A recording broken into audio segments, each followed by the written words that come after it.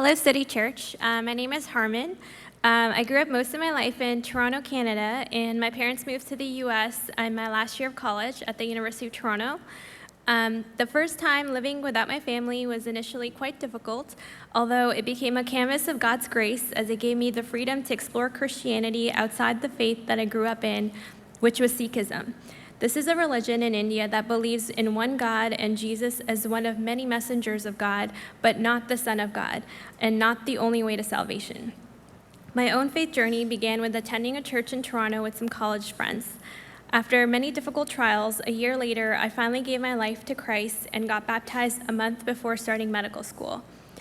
There definitely came a point, though, where I felt like I had gone too far and had tried to run away. But God's relentless love kept pursuing me until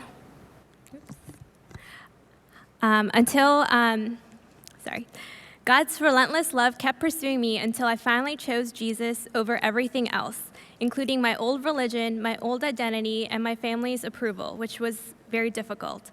I can never forget that stormy night that I told my parents and saw my mom's heart break as she cried herself to sleep, or my dad threatened to leave the family because of my faith.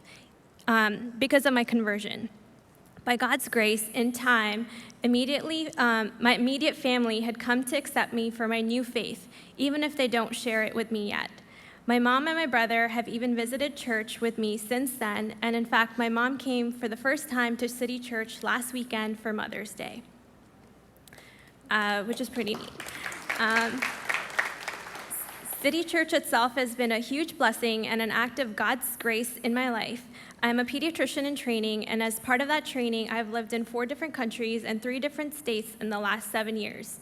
When I found out that I was moving from New York to Houston for fellowship, I decided to try my luck in finding a church online.